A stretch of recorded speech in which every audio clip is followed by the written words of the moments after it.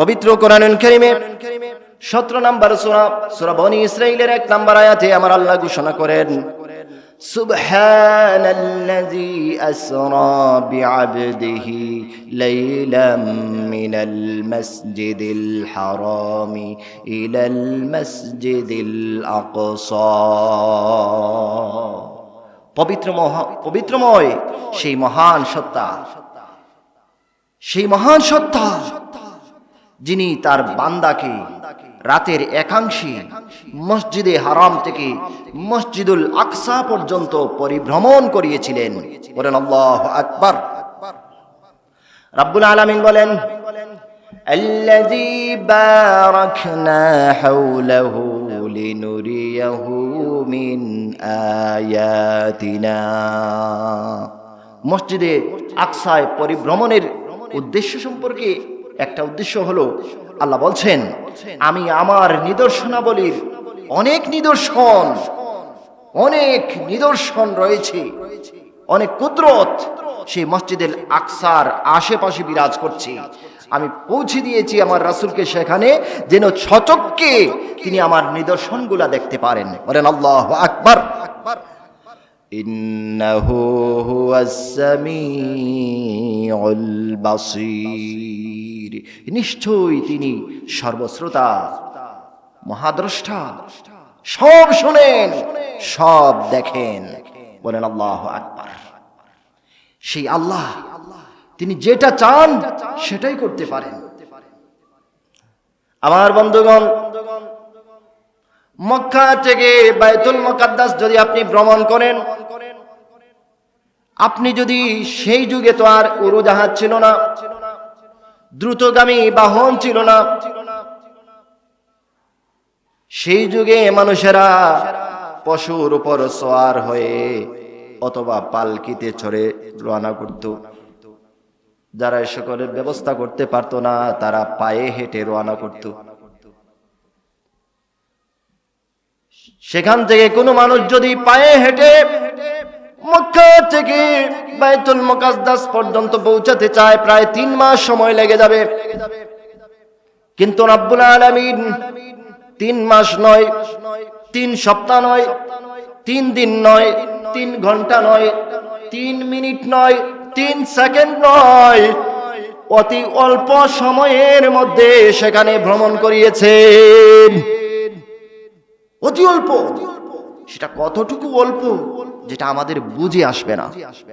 দুনিয়ার সব কিছুকে তখন স্টপ করে দেওয়া হয়েছে, সব কিছুর গতি থেমে যাও।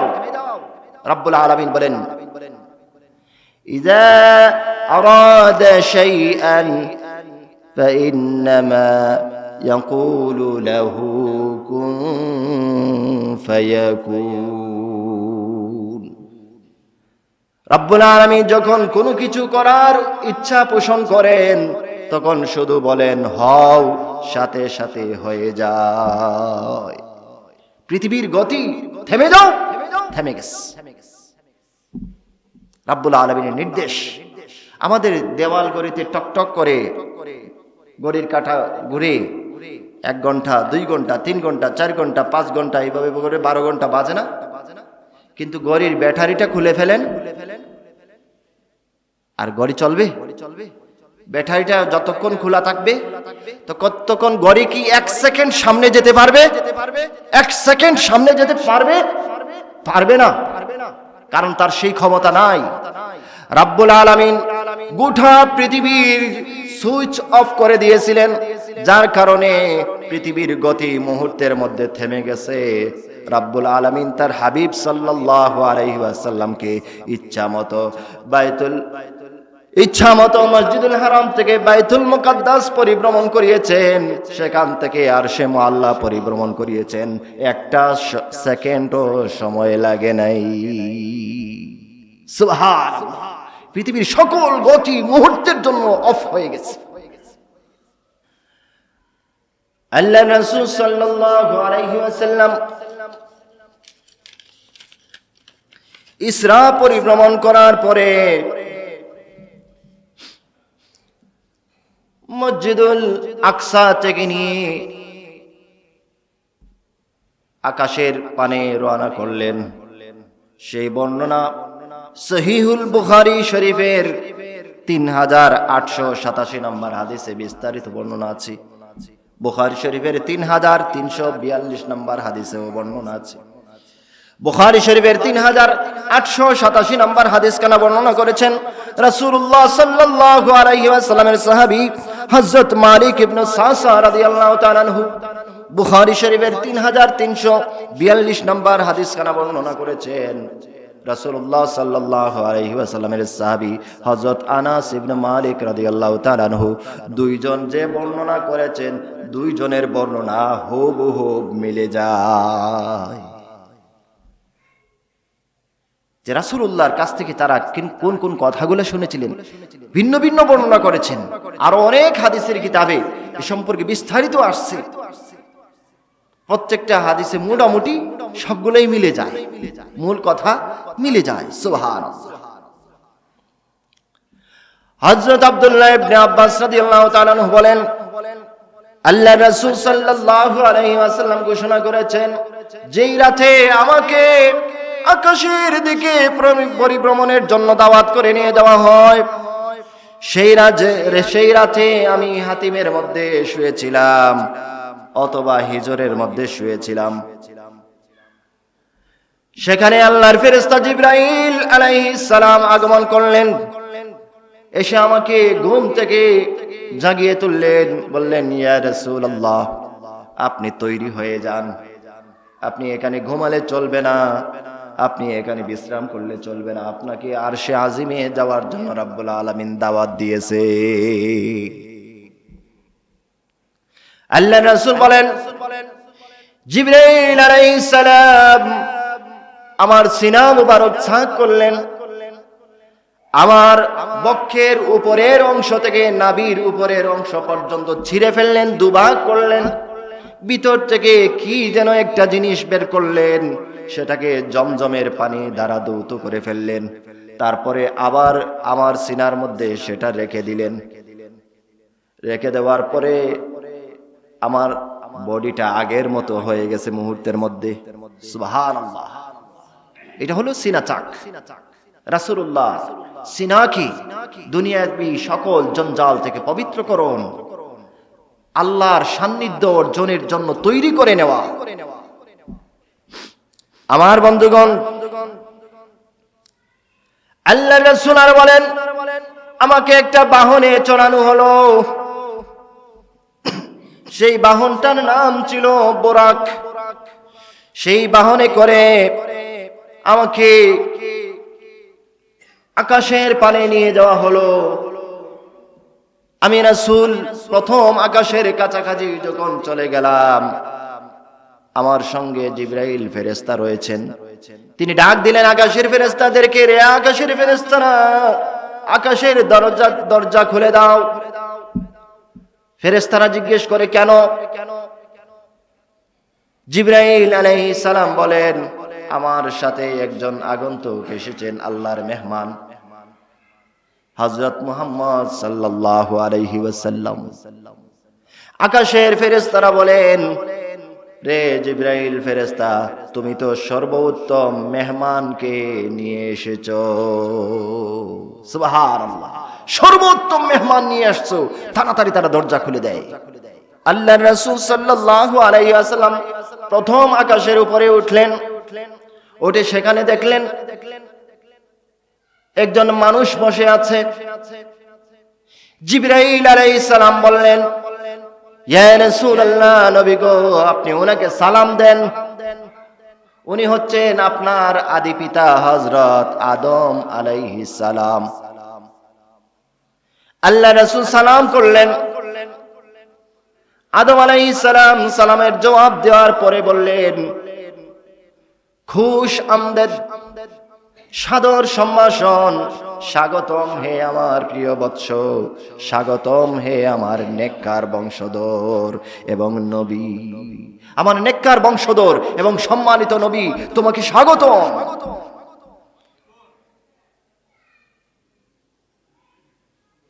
আল্লাহ রাসূল সাল্লাল্লাহু আলাইহি ওয়াসাল্লাম সেখান থেকে দ্বিতীয় আকাশে গেলেন। হযরত ঈসা আলাইহিস সালামের সাথে সাক্ষাৎ করলেন, এইভাবে কথোপকথন হলো। ঈসা আলাইহিস সালাম বলেন, স্বাগতম আমার ভাই, সম্মানিত নবী, আপনাকে সাদর সম্ভাষণ। তৃতীয় আকাশে গেলেন। দ্বিতীয় আকাশে ঈসা আলাইহিস সালামের সাথে সাক্ষাৎ হলো। ইয়াহইয়া আলাইহিস সালাম, দুইজন নবীর সাথে সাক্ষাৎ হলো। সেখান থেকে তৃতীয় আকাশে ভ্রমণ করলেন।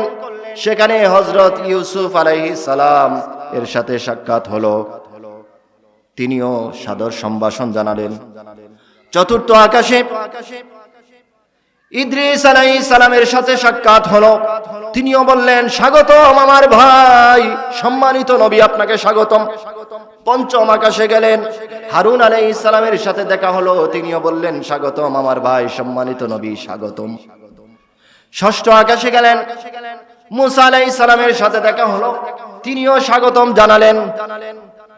এবার সপ্তম আকাশে যখন হাজির হলেন, দেখলেন একজন মানুষ বসে আছে।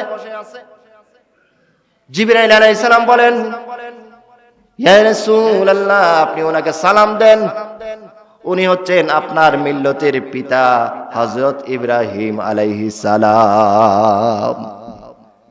আল্লাহ রাসূল সাল্লাল্লাহু আলাইহি ওয়াসাল্লাম সালাম দিলেন। ইব্রাহিম আলাইহিস সালাম সপ্তম আকাশের উপরে বসা, সাক্ষাতে সালামের জবাব দিলেন আর বললেন, স্বাগতম হে আমার আওলাদ, তোমাকে স্বাগতম, স্বাগতম সম্মানিত নবী, তোমাকে স্বাগত। হযরত আদম আলাইহিস সালাম এবং হযরত ইব্রাহিম আলাইহিস সালাম আল্লাহর রাসূল সাল্লাল্লাহু আলাইহি ওয়াসাল্লামকে বলেছিলেন, স্বাগতম আমার বংশধর, সম্মানিত নবী, আপনাকে স্বাগতম।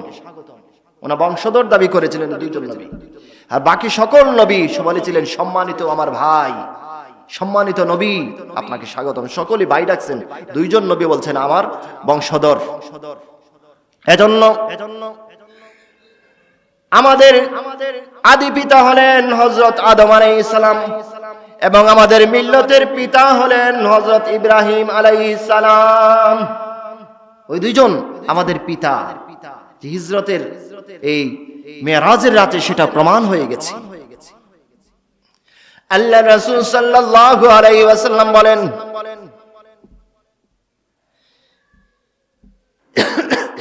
ইব্রাহিম আলাইহিস সালামের সাথে যখন সাক্ষাৎ লাভ করা হলো, হযরত ইব্রাহিম আলাইহিস সালাম আমার সাথে দীর্ঘক্ষণ গল্প গুজব করলেন, আলাপ আলোচনা করলেন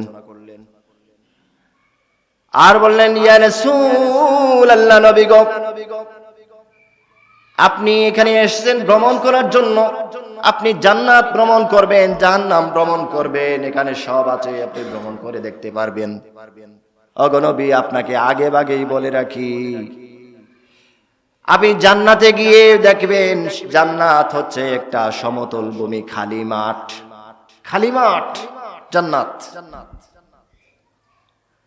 জান্নাতের নিয়ামত গুলা, গাছ গাছালি গুলা, ফলবান বৃক্ষ গুলা হচ্ছে একটা দোয়া।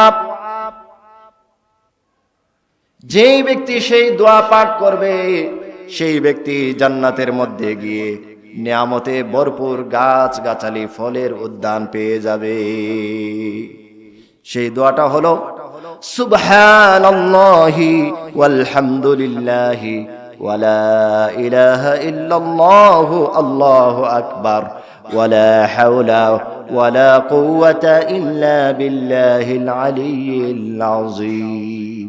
আমার সাথে সকলে পড়ুন, সুবহানাল্লাহি ওয়ালহামদুলিল্লাহি ওয়ালা ইলাহা ইল্লাল্লাহু আল্লাহু আকবার ওয়ালা হাওলা ওয়ালা কুওয়াতা ইল্লা বিল্লাহিল আলিয়্যিল আযীম। জান্নাতের বৃক্ষরাজি, যে ব্যক্তি দুনিয়াতে অধিক সংখ্যক এই তাসবিহটা পাঠ করবে, সেই ব্যক্তি জান্নাতের মধ্যে অধিক সংখ্যক অগণিত গাছ গাছালি পাবে, বিভিন্ন জাতি বেজাতি ফল মূলে পরিপূর্ণ। বলেন আল্লাহু আকবার।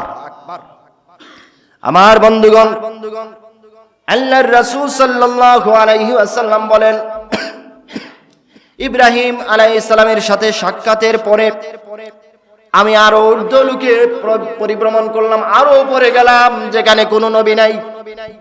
সুবহানাল্লাহ, কোন নবী ততটুকু পর্যন্ত উপরে উঠতে পারে নাই। আমি সেখান পর্যন্ত পৌঁছে গেলাম, সেখানে দেখলাম কিছু নহর প্রবাহিত রয়েছে, কিছু নদী প্রবাহিত হয়ে রয়েছে। বলেন সুবহানাল্লাহ। সেখানে একটা বিশাল আকারের সুন্দর একটা মসজিদ জ্বলজ্বল করছে। বলেন আল্লাহু আকবার। সেই মসজিদের নাম হচ্ছে বায়তুল মামুর, সপ্তম আকাশের উপরে। এই বায়তুল মামুর সম্পর্কে বলা হয়েছে, সেই মসজিদে প্রতিনিয়ত প্রত্যেকটা দিন প্রত্যেক ওয়াক্তে 70,000 ফেরেশতা জামাতবদ্ধ হয়ে নামাজ আদায় করেন। যেই ফেরেশতা এক ওয়াক্ত নামাজ আদায় করে ফেলেছেন, কিয়ামতের পূর্বক্ষণ পর্যন্ত দ্বিতীয়বার নামাজ পড়ার সুযোগ সেখানে উনি আর পাবেন না। কত বড় মসজিদ, এবং আল্লাহর ফেরেশতাদের সংখ্যা কত অগণিত। আল্লাহু আকবার। আল্লাহর রাসূল বলেন, আমি সেখানে দেখলাম বিশেষ একটা জাতের গাছ, দেখতে দেখতে অনেকটা আমাদের দেশের বড়ই গাছের মতো মনে হয়। ওই গাছের ফলগুলা বড়ইয়ের মতো কিন্তু ছোট না, বড় বড় মোটকার মতো এক একটা ফল, দেখতে কিছুটা বড়ইয়ের মতো লাগে, বড় বড়। আর গাছের পাতা বড়ই পাতার মতো, কিন্তু এত ছোট না, হাতির কানের চাইতে আরো বড় বড় এক একটা পাতা। বলেন আল্লাহু আকবার। আমার বন্ধুগণ, আল্লাহর রাসূল সাল্লাল্লাহু আলাইহি ওয়াসাল্লাম আল্লাহর দাওয়াতে সাড়া দিয়ে দুনিয়া থেকে আরশে আজিম পর্যন্ত পরিভ্রমণ করেছেন। এটা আমাদের জন্য শিক্ষা যে আল্লাহর রাসূল সাল্লাল্লাহু আলাইহি ওয়াসাল্লামের কত শান মান আজমত রয়েছে। সেখানে রাসূলুল্লাহ সাল্লাল্লাহু আলাইহি ওয়াসাল্লাম আল্লাহর অনেক আশ্চর্য নিদর্শন দেখেছেন, যেটা আমরা কল্পনাও করতে পারি না। রব্বুল আলামিন বলেন, লাকাদ রাআ মিন আয়াতি রাব্বিহিল কুবরা। সেখানে অনেক নিদর্শনাবলী আমার বান্দাকে, আমার নবীকে আমি দেখিয়েছি। আমার বন্ধুগণ, নামাজের সময় নিকটবর্তী, আমি আলোচনা আর দীর্ঘায়িত করব না। তো আল্লাহর রাসূল আল্লাহ সুবহানাহু ওয়া তাআলা আমাদেরকে অনেক নির্দেশ দিয়েছেন, অনেক ইবাদতের নির্দেশ। প্রত্যেকটা প্রায় সকল ইবাদতের নির্দেশ জমিনে দেওয়া হয়েছে ফেরেশতার মারফত, কিন্তু একটা ইবাদত রয়েছে যেই ইবাদতের নির্দেশ জমিনে দেওয়া হয় নাই, আকাশে দেওয়া হয়েছে মিরাজের রাতে। আল্লাহর রাসূল সাল্লাল্লাহু আলাইহি ওয়াসাল্লাম যখন আল্লাহর মেহমান হয়ে আল্লাহর সাক্ষাৎ করলেন, আল্লাহ সুবহানাহু ওয়া তাআলা তার হাবিবকে 5 ওয়াক্ত নামাজ উপহার দিয়েছে।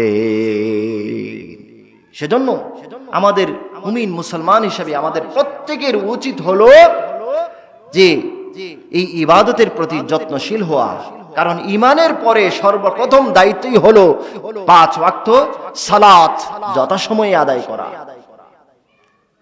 আমার বন্ধুরা, আল্লাহর রাসূল সাল্লাল্লাহু আলাইহি ওয়াসাল্লাম মিরাজের রাতে আল্লাহর সাথে সাক্ষাৎ করে 3টা উপহার লাভ করেছিলেন।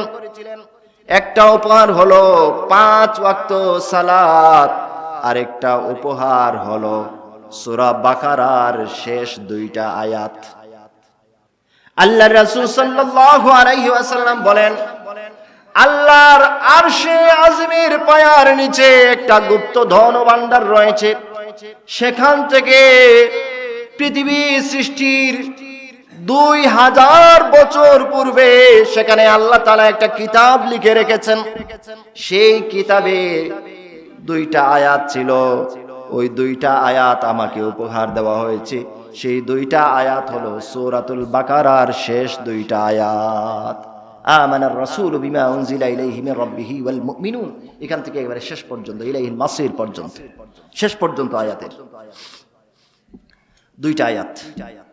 আল্লাহ রাসূল সাল্লাল্লাহু আলাইহি ওয়াসাল্লাম বলেন, জামে তিরমিজি শরীফের হাদিস, যেই ব্যক্তি সূরা বাকারার শেষ দুইটা আয়াত রাতের বেলা তিলাওয়াত করবে সেটা তার জন্য যথেষ্ট হয়ে যাবে। আল্লাহ রাসূল আর বলেন, যেই ঘরে সূরা বাকারার শেষ দুইটা আয়াত তিলাওয়াত করা হয় সেখানে 3 দিন পর্যন্ত শয়তান প্রবেশ করতে পারে না। আপনার বাড়িঘরের মধ্যে অনেক সময় অনেকের বাড়িঘরে সমস্যা থাকে, সূরা বাকারার শেষ দুইটা আয়াত পাক পবিত্র হয়ে তিলাওয়াত করবেন। আপনার যে খাদ্য ভেজাল থাকে আবার আপনি নিজে তিলাওয়াত করে লাভ হবে না। আপনার শরীর পবিত্র থাকতে হবে, কাপড় পরিচ্ছদ সবকিছু পবিত্র, জবান পবিত্র থাকতে হবে। যদি না পারেন তাহলে হুজুরকে নিয়ে তিলাওয়াত করান, অথবা আপনি নিজে তিলাওয়াত করেন পাক পবিত্র হয়ে। যদি আপনি পবিত্র অবস্থায় সূরা বাকারার শেষ দুইটা আয়াত ঘরের মধ্যে তিলাওয়াত করেন, 3 দিনের মধ্যে শয়তান সেই ঘরে প্রবেশ করতে পারবে না। সহিহ হাদিস, জামে তিরমিজি শরীফে আল্লাহর রাসূল সাল্লাল্লাহু আলাইহি ওয়াসাল্লাম বলেছেন। সেজন্য আমরা এই সূরা বাকারার শেষ দুইটা আয়াত নিয়মিত তিলাওয়াত করার চেষ্টা করব। ফুকাহায়ে কেরাম বলছেন, কেউ যদি তার ঘরের বিভিন্ন দুষ্ট জিনের উপদ্রব লক্ষ্য করে সে যেন প্রতিনিয়ত রাতের বেলা, প্রত্যেক দিন রাতের বেলা সে যেন এই দুইটা আয়াত তিলাওয়াত করে, আল্লাহ সুবহানাহু ওয়া তাআলা তার ফেরেশতাদের মাধ্যমে সমস্ত বিপদ আপদ থেকে সেই পরিবারের সদস্যদেরকে রক্ষা করবেন। বলেন আল্লাহু আকবার।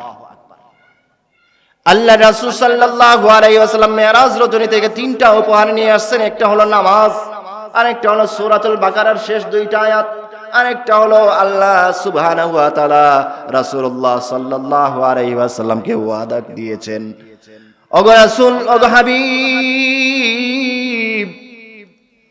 আপনার যে উম্মত শিরক থেকে মুক্ত থাকবে, হারাম বর্জন করবে, শিরক থেকে পবিত্র থাকবে, তার সকল অপরাধ মাফ করে আমি তাকে জান্নাতে দাখিল করে দেব। শিরক সবচেয়ে বড় জুলুম, সবচেয়ে বড় পাপ, সবচেয়ে বড় গুনাহ। এই গুনাহ থেকে বেঁচে থাকতে হবে। এখন শিরকে আসগর, শিরকে আকবার, অনেক শিরক আছে।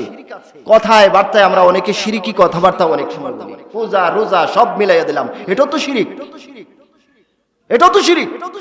কথায় কাজে সর্বক্ষেত্রে শিরক বর্জন করতে হবে ভাই। শিরক থেকে যদি আপনি বেঁচে থাকতে পারেন, আল্লাহ তাআলা আপনাকে মাফ করে জান্নাতের মধ্যে দাখিল করবেন। এটা মেরাজে আল্লাহর রাসূলকে সাল্লাল্লাহু আলাইহি ওয়াসাল্লামকে আল্লাহ সুবহানাহু ওয়া তাআলা উপহার দিয়েছেন। এই 3টা উপহার আমরা যেন এগুলো বুঝতে পারি, আমল করতে পারি। সকলে বলেন আমিন। ওয়া আখিরু দাওয়ানা আনিল হামদুলিল্লাহি রাব্বিল আলামিন।